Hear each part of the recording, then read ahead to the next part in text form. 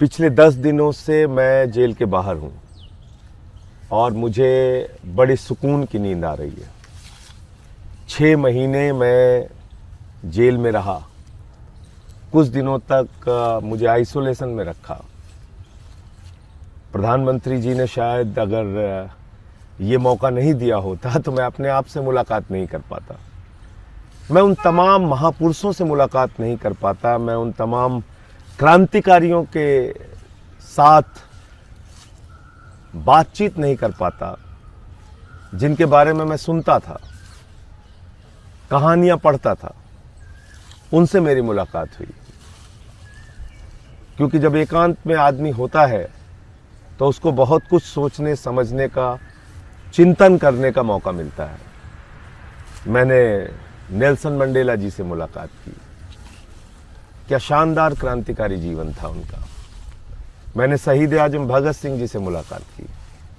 23 साल का एक नौजवान कैसे हिंदुस्तान की आज़ादी के लिए अपना सब कुछ न्यौछावर कर सकता है, ये जाना उनको पढ़कर।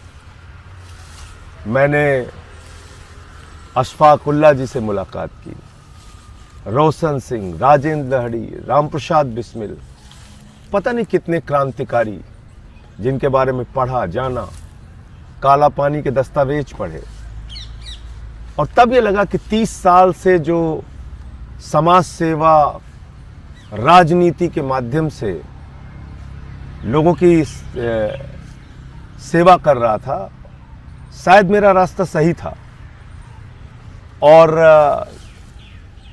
गांधी जी को पढ़ा तो ये जाना कि हम तो सही रास्ते पे चल रहे थे। शायद ये 6 महीने के जेल का सफ़र नहीं होता तो मैं ये नहीं सोच पाता कि मैं जो कर रहा था, जिस संघर्ष के रास्ते पे चल रहा था, वो कितना सही है या गलत है। तो मैं तो धन्यवाद देना चाहूँगा प्रधानमंत्री नरेंद्र मोदी जी का कि उन्होंने ये अवसर मुझे दिया अपने आप से बात करने का, अपने रास्ते को और मजबूत बनाने का। मैं 6 महीने जेल की यात्रा से और तप कर निकला हूं आगे के रास्ते को तैयार करने के लिए, आगे के रास्ते को और मजबूत करने के लिए। और एक बात मैं और कहना चाहता हूं कि हो सकता है कि आज बहुत सारे माध्यम बिक गए हों, लेकिन इतिहास कभी नहीं बिकता। इतिहास में वही दर्ज होता है जो आप करते हैं। क्या सच है, क्या गलत है, ये लोग तय करेंगे।